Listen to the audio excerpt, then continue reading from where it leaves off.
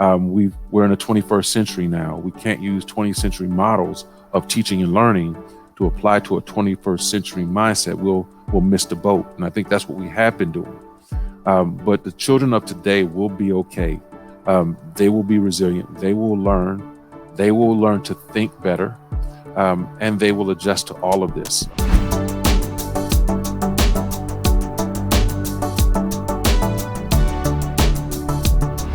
Welcome everybody to Visionary Teacher YouTube channel, where we invite educators and speak about technology, about education, and about the future and upcoming changes in education.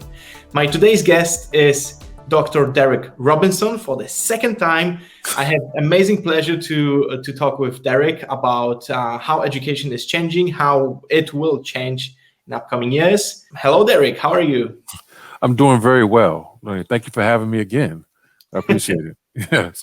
We had so many questions after our last interview that I said, we're going to wait like maybe 2-3 months and we have to repeat this. And, I told you that during our first interview that we might have to have another one because there were so many amazing questions. You are educational leadership professor at University of Memphis, and you teach teachers. Yes, I teach teachers to be aspiring leaders. And I teach those who are already leaders to get their actual doctorate so they can perhaps do more than their present position. Our goal is that, we're not preparing you for the job you're presently in. And if we were, we're doing that wrong. So we're trying to prepare you for the job that you can create or your next step in your life trajectory. Amazing. We need more people like you, definitely. Yeah. So, given the fact that we had our interview 3 months ago, my first question is going to be, what has changed during those 3 months? Do you start seeing any new patterns in education or in changes in education? And do you think that back to normal is actually possible? So I don't think, and I'll start with that, I don't think that back to normal is entirely possible in the way that we knew normal to be. Going back into the schools is possible, but we have to do this differently. We have to have learned something from this. So the initial question is, what has changed? And I hate to be pessimistic, but sadly, I don't think much has really changed.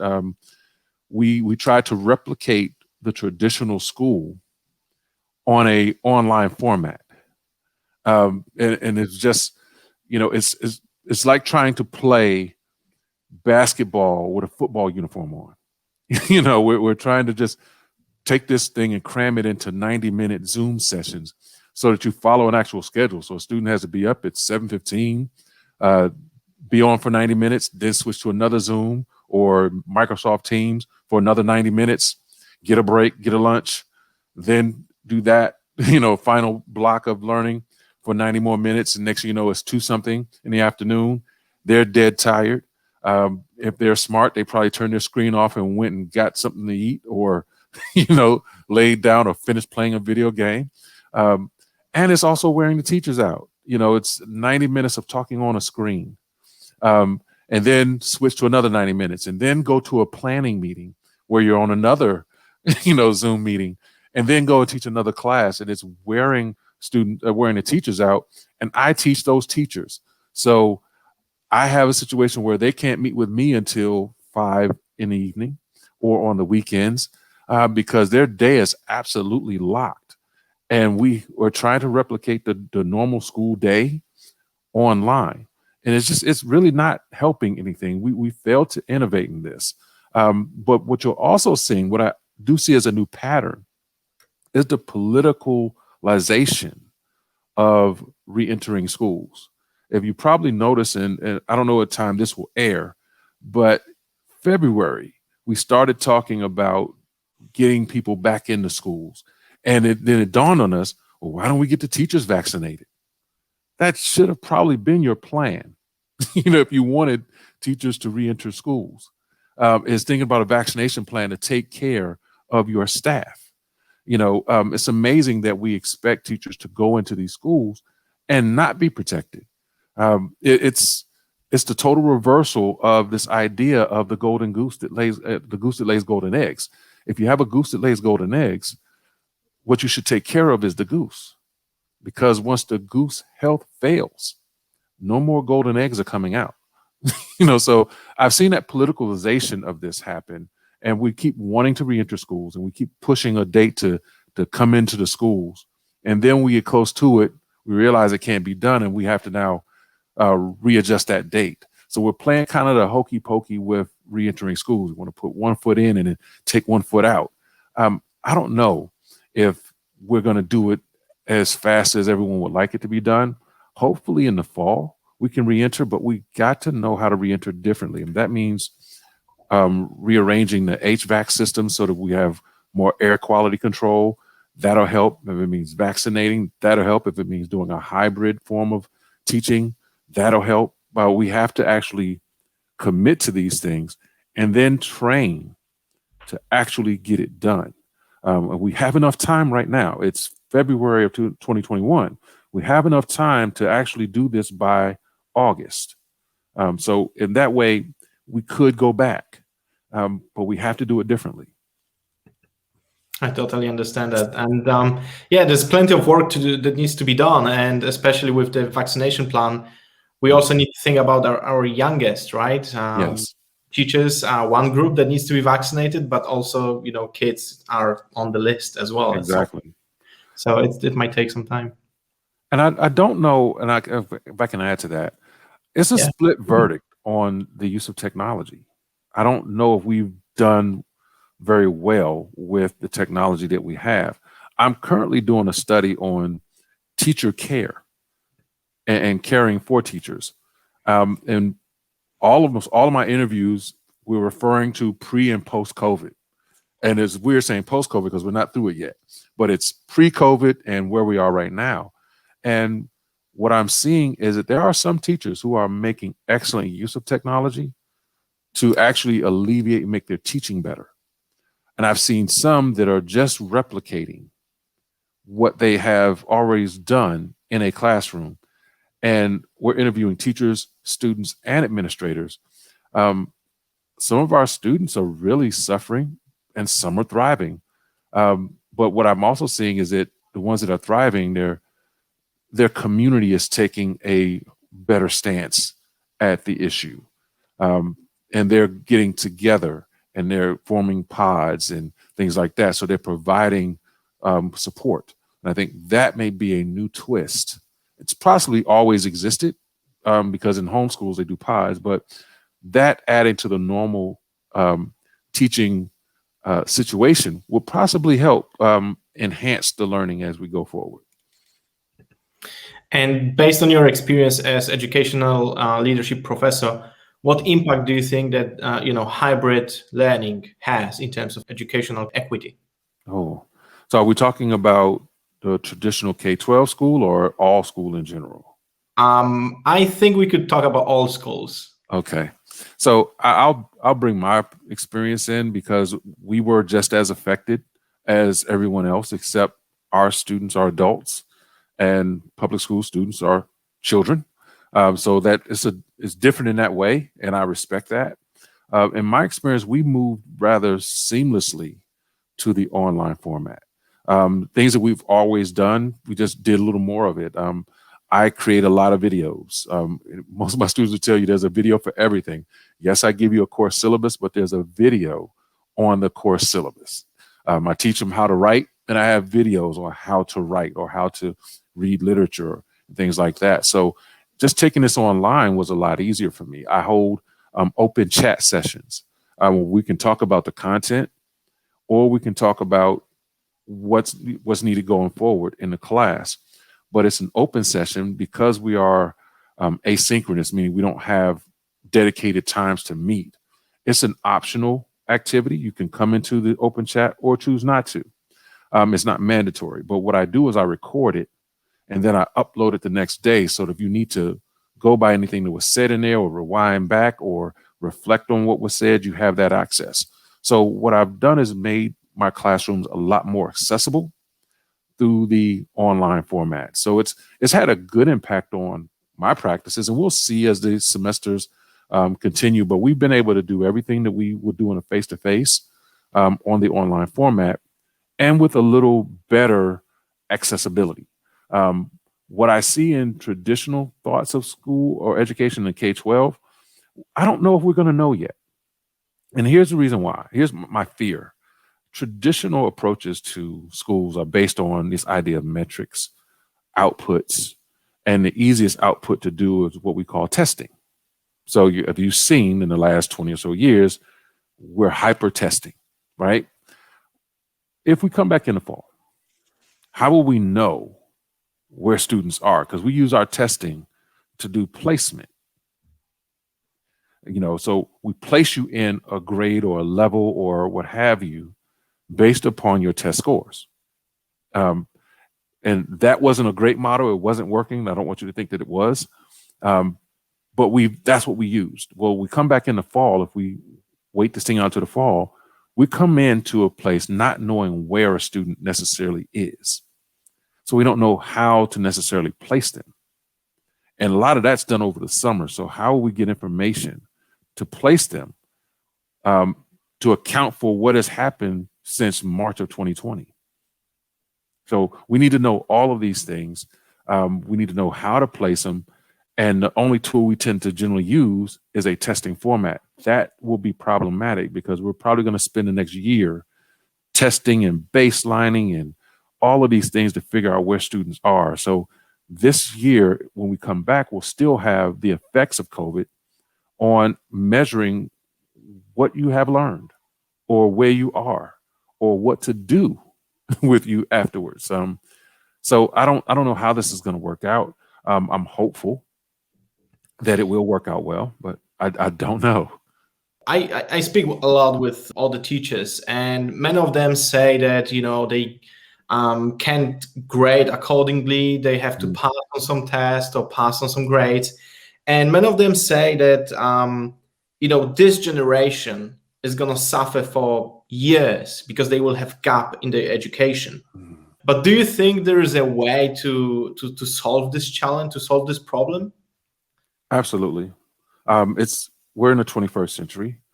We can't use 20th century models of teaching and learning to apply to 21st century people. I hear and understand the fears that people have about this generation, but I think they're going to be okay. I think they'll develop this resilience. They will learn from this. They'll recover from this. And I remain hopeful that they will innovate and they will change the paradigm. I wouldn't bet against them because it just has shown throughout the years of education, we've adjusted to many things. We were educating during world wars and we adjusted. We were educating when the economies changed from industrial to more service driven, and then from service driven to knowledge driven. They will be resilient. They will learn. They will learn to think better, and they will adjust to all of this. I just have to have that faith that that's going to happen. And I don't see a reason why it wouldn't. But you're going to see something amazing and remarkable come from students through all of this. It has to be, So I have to remain positive in that way. And, in my last interview with Stuart Albec, she mentioned that, we teach and train kids for the jobs that aren't even invented yet. So how do you think that education system should answer those needs? I think we should teach thought. We should teach innovation. We should teach creativity. We should teach all the things that you want to teach anyway, right? We have content. We have pedagogy. We also need to teach creativity. I think that students will be well if we allow them to do that. And you're right. We are training for jobs that aren't there, but we're also training and teaching people to create jobs where there were none. We make safe bets, and education is probably the safest bet you can make, right? I literally went to a public school system and said, we'll pay you tax dollars if you educate me. I then got that education. I went to college and I took out a loan to pay for college on the deal that if you educate me, I'll be there every day. So I bet on them to educate me. I went to business school and I learned a new skill set, but it was still the same process. I write the check or I pay the tuition and I put my eggs in your basket and say, educate me. I did it for my leadership degree. I did it for my doctorate. In every instance, I took the safe bet. I didn't bet on myself. I bet on them to provide me with an education so that I could go forward in life. And it got me a job and it got me a career. And I could work this career until it's time to retire and sit on my retirement and leave out of this world gracefully. This generation has the opportunity, be a circumstance, be a technology, be a whatever. They have the opportunity to create their future and bet on themselves. And I think you're going to see a lot of that, a lot of not just training us for jobs that don't exist right now, but how to create jobs, how to create things that will secure their future. And they may be the one to finally develop multiple streams of revenue through their creativity so that they can survive and not be dependent upon a job. If the university folds right now, I have to figure life out again. There's nothing in my educational trajectory that tells you that I was taught to think and create and develop a job for me. I put my bet on the safe bet, because when you bet on yourself, there's a chance you could win and there's a chance you could not, but if you're willing to continually take that bet, you will win one day. You will succeed. So I think that is important as well when we consider that we're training people to think. And that's probably the most important gift we can give people, to figure this out, because thinking is what you do when there are no directions given. So I think that's entirely possible. And that's the situation that we're in, and we have to treat it as such. Who would have thought that, we're going to have YouTubers, for example, yes, a couple of years ago, recording a video, having your own podcast or your own channel is going to be as easy as now. We are recording for YouTube right now. So my next question is going to be, what would be the one tip you would give to first year teachers that started teaching last year in the middle of the chaos of COVID and remote teaching chaos? Wow. I think they will be probably more equipped if they just stay on and keep thinking and moving forward, learn to develop content for their students. Become a content creator. You can't possibly, if we stay in this mode, you can't possibly think that you are going to be able to successfully stay sitting in front of a screen talking to 35 students at one time and telling them all to mute themselves and all to show their screens. You're going to be able to do that and keep your sanity for the next 25, 30 years. So you can take this opportunity, if this is what you've come in to know as teaching, if you keep a positive perspective of it and you keep your creative energy together, become a content developer for your topics, for your subjects.